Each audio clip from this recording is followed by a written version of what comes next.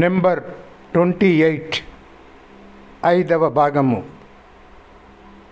Welcome mister shadow, welcome అంటూ విమానంలో నుంచి క్రిందికి దిగిన ఒక పర్సనాలిటీని చూసేసరికి అదిరిపడి ఎక్కడివాడు అక్కడ ఆగిపోయాడు షాడో. సర్దార్ జమాలుద్దీన్ తన ఫోల్డర్లో వివరించినట్టే బాంబే ఎయిర్పోర్ట్లో ఒక మూలగా నిలబడి ఉన్నది పాకిస్తాన్కి చెందిన లియర్ జెట్ విమానం ఒకటి. ఆల్ రషీద్ పట్టణాన్ని చేరుకునేటందుకు హెల్ప్ చేసే ఏజెంట్ ఒకరు ఆ విమానం దగ్గర వెయిట్ చేస్తూ ఉంటారని నోట్ చేశాడు జమాలుద్దీన్ తన ఫోల్డర్లో. 5 అడుగుల 6 అంగుళాల ఎత్తుకు తగిన వంపు సొంపులు కలిగి ఉండే లేడీ ఏజెంట్ అని మాత్రం మెన్షన్ చేయలేదు.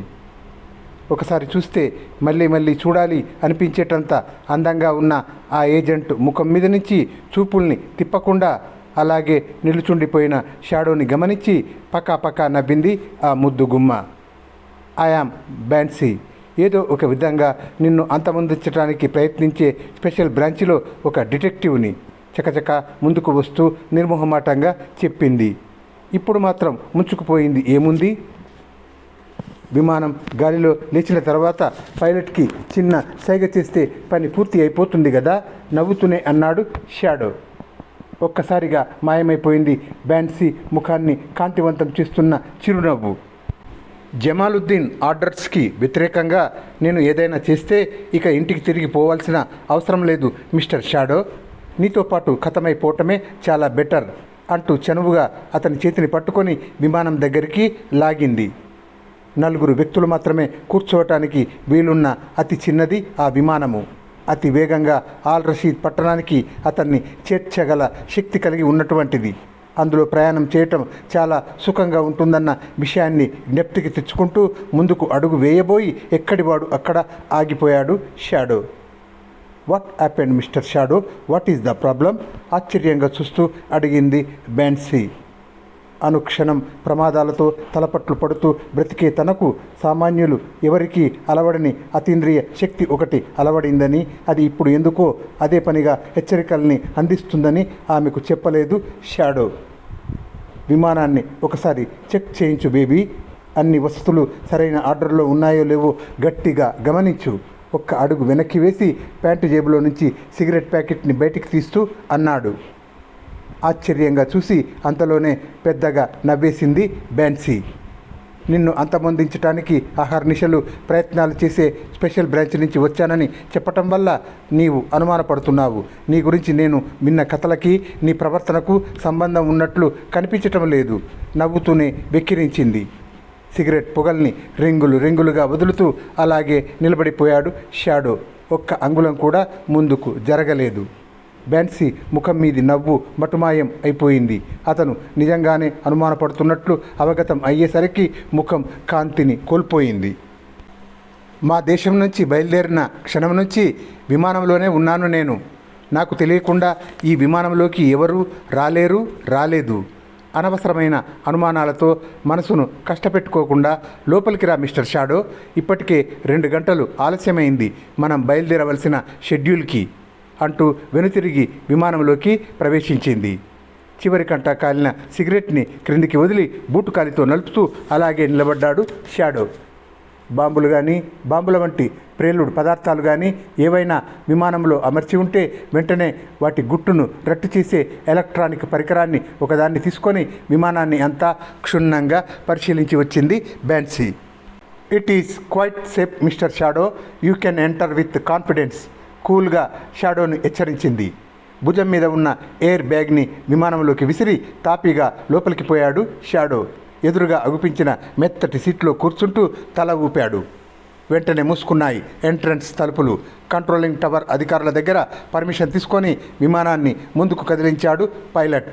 1/2 నిమిషంలో గాలిలోకి లేచింది ఆ విమానము. అతి వేగంగా అరేబియా సముద్రం మీదికి వెళ్ళిపోయింది. లోపలి భాగంలోనే అమర్చి ఉన్న ఒక ఖరీదైన వ్యాలెట్లో నుంచి చక్కటి రమ్ బాటిల్ని తీసి షాడో ముందు పెట్టింది బ్యాన్సీ.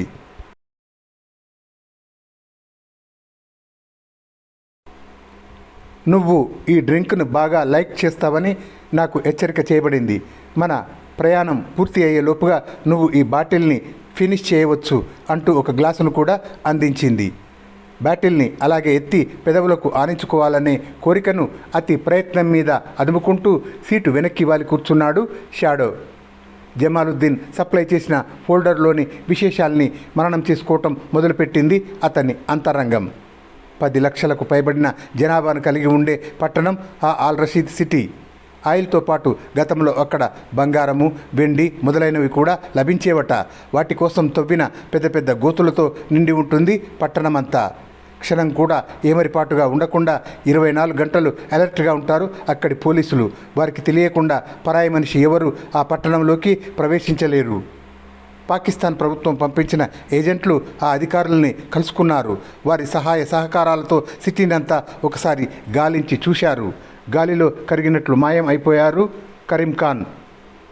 అతన్ని చూసిన వారు కానీ అతని కదలికల్ని గుర్తించిన వారు కానీ అక్కడ ఎవ్వరూ లేరని వచ్చింది రిపోర్టు. తెలివితేటల్లో అసామాన్యులని పేరు పొందిన పాకిస్తాన్ ఏజెంట్లు చేయలేని పనిని తను చేయగలడా? ఉన్నట్లుండి మనసులో అడుగుపెట్టిన ఈ సందేహాన్ని బలవంతంగా అదుముకోవటానికి ప్రయత్నిస్తూ ప్రక్కనే ఉన్న విండోలో నుంచి బయటికి చూశాడు షాడో. శబ్దానికి సరిసమానమైన వేగంతో ప్రయాణం చేస్తుంది లియర్ జెట్.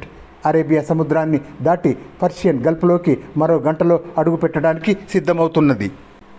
బాటిల్ని ఎదురుగా పెట్టుకొని ఆలోచనలతో కాలక్షేపం చేస్తున్నావేమిటి మిస్టర్ షాడో? బాటిల్లో ఏదైనా కలిపామని అనుమానమా? ఉన్నట్లుండి బ్యాన్సీ వెక్కిరింపుగా అడిగేసరికి ఒక్కసారిగా తన ఆలోచనల్లో నుంచి బయటపడ్డాడు షాడో. బాటిల్ని చేతుల్లోకి తీసుకొని గట్టిగా బిగించి ఉన్న మూతను ఓపెన్ చేయబోతుండగా జల్లుమన్నది అతని శరీరం.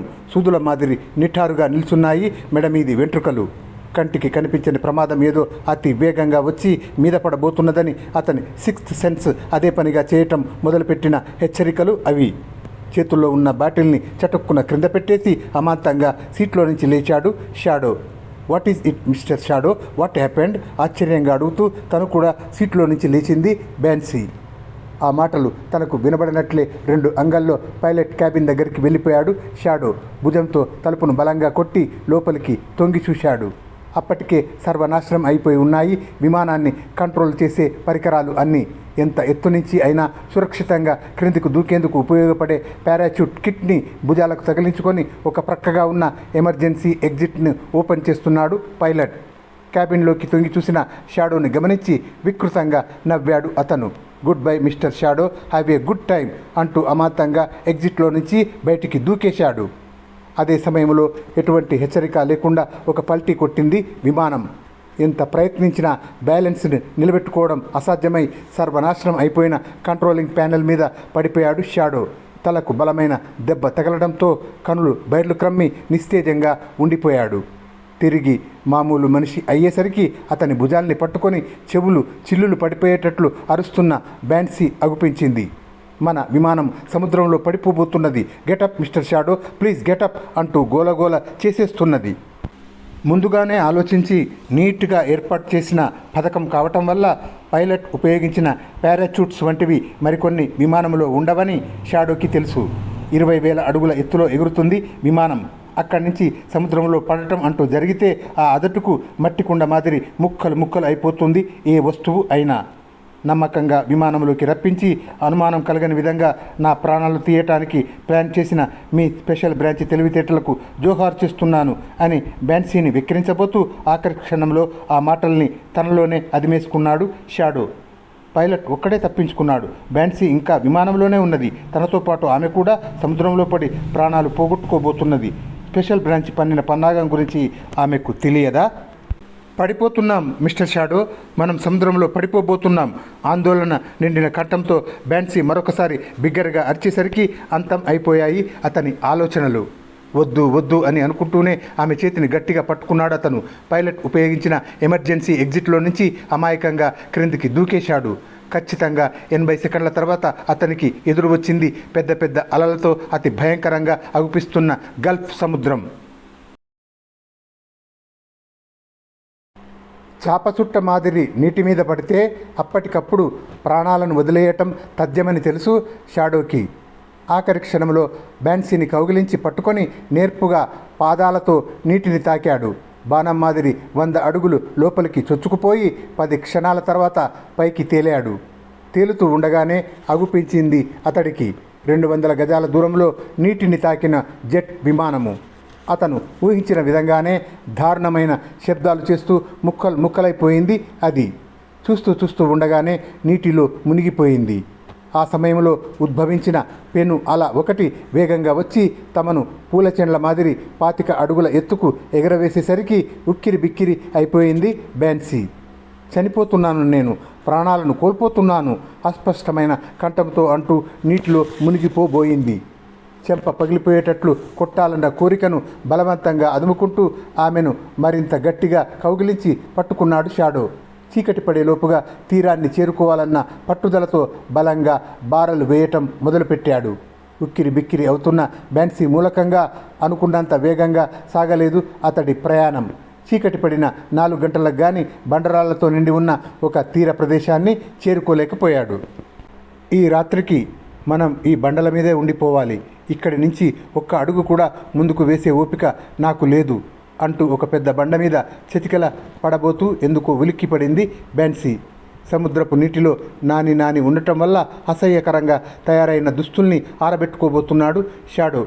కనులు చిట్లిస్తూ ఆమె చూస్తున్న దిశలోకి చూశాడు.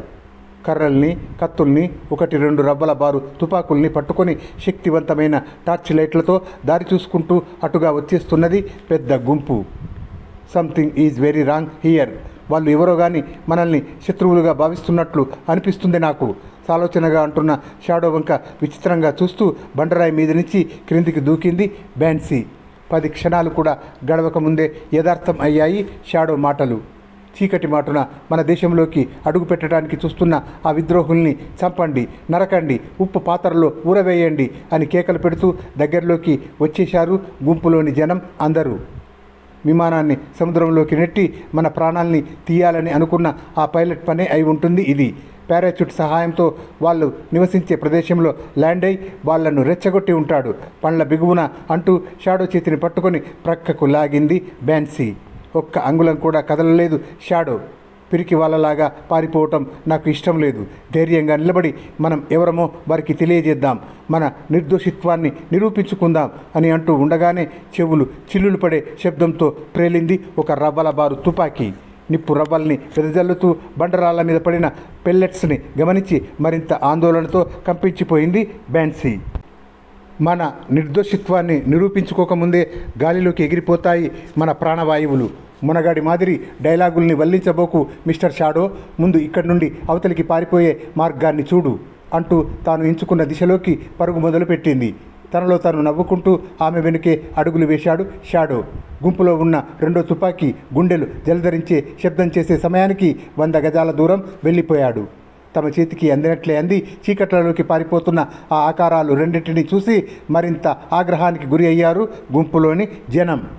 కొట్టండి, గురి చూసి తలలు పగిలిపోయేటట్లు కొట్టండి అని ఒకరిని ఒకరు హెచ్చరించుకుంటూ క్రికెట్ బాల్ సైజులో ఉన్న బండరాళ్లను అందుకొని బలంగా ముందుకు విసరడం మొదలుపెట్టారు.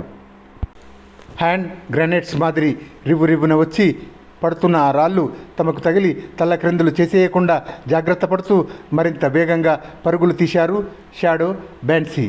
అరగంట తర్వాత నిశ్శబ్దంగా నిర్మానుష్యంగా అగుపిస్తున్న ఒక చిన్న గ్రామాన్ని చేరుకొని ఆ గ్రామం చివరి భాగంలో ఉన్న ఒక పశువుల పాకలో వాళ్ళు తలలు దాచుకున్నారు. సముద్ర తీరంలో నివసించే ఈ జనం గురించి నాకు బాగా తెలుసు. ఏదైనా ఒక విషయం వాళ్ళ మనసుల్లోకి ప్రవేశిస్తే అటో ఇటో తేల్చుకునేదాకా ఇంకో పని మొదలు పెట్టరు. మనల్ని పట్టుకొని రాళ్లతో కొట్టి చంపేదాకా నిద్రపోరు. లో గొంతుకతో షాడోతో అంటూ ముంగాళ్ల మీద ఒదిగి కూర్చున్నది బెన్సీ. ఆమె మాటలు పూర్తి అయిన 3వ నిమిషంలో పెద్ద పెద్ద శబ్దాలు చేస్తూ ఆ గ్రామంలోకి అడుగు పెట్టారు. వారిని తరుముకు వచ్చిన జనం తలుపులు బిడాయించుకొని హాయిగా నిద్రలు పోతున్న ఆ గ్రామస్తుల్ని కూడా తమతో కలుపుకొని అటు ఇటు పరుగులు తీయటం ప్రారంభించారు. సరి అయిన అవకాశం వచ్చేదాకా ఇక్కడే ఉండిపోదాం, అదను చూసుకొని అవతలికి జంపు చేద్దాం. ఇఫ్తిహార్ పట్టణం 10 కిలోమీటర్ల దూరంలోనే ఉన్నది.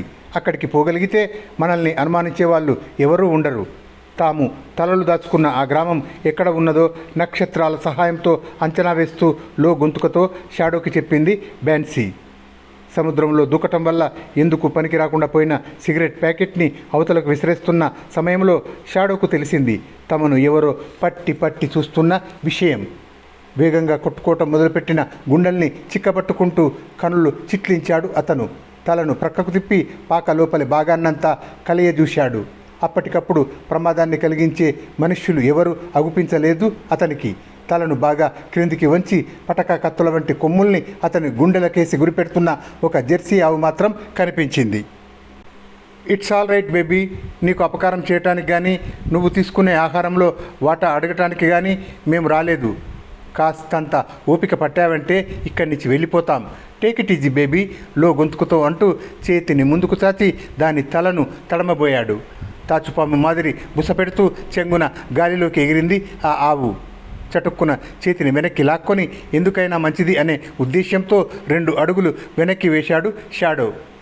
ఆ దృశ్యాన్ని చూసి చిన్నగా నవ్వింది బ్యాన్సీ. ఎటువంటి మూర్ఖపు జంతువునైనా అతి తేలికగా వశపరుచుకోగల షాడోకి ఈరోజు ఎందుకనో పరిస్థితులు అనుకూలించడం లేదు. విమానంలో నుంచి క్రింద పడటం వల్ల సముద్రపు నీటిలో కలిసిపోయినట్లున్నాయి అతని మంత్రశక్తులు. స్పెషల్ బ్రాంచి ఫైళ్లలో షాడోని గురించి చదివిన వివరాలను గుర్తుకు తెచ్చుకుంటూ వెక్కిరించింది. కోపంగా చూడబోయాడు షాడో. అంతలోనే తన ఎదుట ఉన్న ప్రమాదం గుర్తుకు వచ్చి తనను తాను నిగ్రహించుకున్నాడు. అప్పటికే చాలా ఆలస్యం అయిపోయింది. అతని కనులు తన ముఖం మీద నుంచి అవతలికి మరలిన మరుక్షణం తనను చూసి అతను భయపడిపోతున్నాడని భావించింది ఆ ఆవు. మరింత పెద్దగా బుసకొడుతూ తలను బలంగా ముందుకు విసిరింది. వికృత శబ్దం చేస్తూ మధ్యకు తెగిపోయింది దాని మెడకు బిగించి ఉన్న పలుపుతాడు. అదిరిపడి చేతుల్ని ముందుకు చేశాడు షాడో. ఆవు కొమ్ముల్ని గట్టిగా పట్టుకొని తన మీదికి రాకుండా ఆపటానికి ప్రయత్నించాడు. ముందు కాళ్లను నేలకు అదిమి ఖనేల్మని రంకెపెట్టింది ఆ ఆవు. రబ్బర్ బొమ్మను ఎత్తినట్లు అతన్ని గాలిలోకి ఎత్తి అవతలికి విసిరివేసింది. గింగరాలు తిరుగుతూ పోయి 10 అడుగుల దూరంలో ఉన్న పెద్ద ఇసుక గుట్ట మీద పడ్డాడు షాడో. ఇసుక మెత్తగా ఉండటం వల్ల దెబ్బలు తగలలేదు. అయితే అతను సంతోషించే అవకాశం మాత్రం లభించలేదు అతనికి. ఆవు చేసిన సబడ్ని ఆలకించి ఉరుకులు పరుగుల మీద అటుగా వచ్చేశారు అతని కోసం, బ్యాన్సీ కోసం పట్టుదలగా వీధుల్లో తిరుగుతున్న జనం. పారిపోవాలి మిస్టర్ షాడో, మనం వెంటనే ఇక్కడి నుంచి అర్జెంటుగా అవతలికి వెళ్ళిపోవాలి. ఆందోళన నిండిన కంఠంతో హెచ్చరిస్తూ పశువుల పాకలో నుంచి బయటికి పరిగెత్తుకు వచ్చింది బ్యాన్సీ. తనను ఇసుక గుట్ట మీదికి విసిరేయడంతో ఆగకుండా ఆమె మీదికి కూడా ఆ ఆవు తన కొమ్ముల్ని బారు చేస్తే ఏం చేయాలో ఆలోచిస్తున్న షాడోకి తన మీది నుండి పెద్ద బరువు దిగిపోయిన ఫీలింగ్ కలిగింది. కట్టుతాడు దిగిపోయిన విషయం తెలిసిందో తెలియలేదో కానీ పాకలో నుంచి మాత్రం బయటికి రాలేదు ఆ గోమాత. ముందు కాళ్ళను బలంగా నేలకేసి అదిమి మిర్రి చూస్తున్నది అతని వంక. అనుమతి అడగకుండా నీ నివాసానికి వచ్చి నీ విశ్రాంతికి భంగం కలిగించినందుకు మమ్మల్ని క్షమించు డియర్. ఇంకెప్పుడు ఇటుకేసి రాము. నువ్వున్న ప్రదేశంలో విశ్రాంతి తీసుకోము అంటూ ఇసుక గుట్ట మీద నుంచి లేచాడు షాడో. గుండెలు జలధరించేటట్లు కేకలు పెడుతూ వచ్చేస్తున్న జనాన్ని కన్ను చివర్ల నుండి గమనించుకుంటూ బ్యాన్సీతో పాటు ఆ గ్రామం అవతలగా అగుపిస్తున్న ఎడారిలోకి పరుగు తీశాడు. రబ్బల బారు తుపాకీలను ప్రయోగించారు జనం. పలుకురాళ్లను విసిరి కొట్టారు. గొంతులు చినిగిపోయేటట్లు కేకలు పెట్టారు. ఎగుడు దిగుళ్ల ఎత్తు పల్లాలతో నిండి ఉన్న ఎడారి ప్రదేశంలో తల్లక్రిందులైపోకుండా జాగ్రత్తలు తీసుకుంటూ అర్ధరాత్రి సమయంలో ఒక నాటు రోడ్డును చేరుకున్నారు షాడో, బ్యాన్సీ. ఇఫ్తిహార్ పట్టణాన్ని చేరుకునేటందుకు ఎడారిలో ఉండే గ్రామస్తులు ఉపయోగించే మార్గం అది. అరగంట వెయిట్ చేసిన తర్వాత అటుగా వస్తూ కనిపించిన ఒక మినీ లారీని చెయ్యెత్తి ఆపింది బ్యాన్సీ. కూవమని వెక్కిరిస్తున్న కౌజు పిట్టలు కొన్నింటిని ఇఫ్తిహార్ పట్టణంలోని మార్కెట్ ఏరియాకు తీసుకుపోతున్నాడు ఆ లారీని నడుపుతున్న వృద్ధుడు. ఆకాశంలో నుంచి అకస్మాత్తుగా ఊడిపడిన నక్షత్రం మాదిరి అగుపిస్తున్న బ్యాన్సీని చూడగానే మెచ్చుకోలుగా తల ఎగురవేశాడు. కావాలనే అతడి వంక ఓరగా చూస్తూ కన్నురెప్పల్ని అల్లల్లార్చింది బ్యాన్సీ. షాడోని లారీ వెనుక భాగంలోకి నెట్టి తను వృద్ధుడి పక్కన బైఠాయించింది. 15 కిలోమీటర్ల దూరాన్ని 10 నిమిషాల్లో అధిగమించింది ఆ మినీ లారీ. సిటీ మధ్య భాగంలో ఉన్న ఒక హోటల్ ముందు వారిని వదిలిపెట్టింది.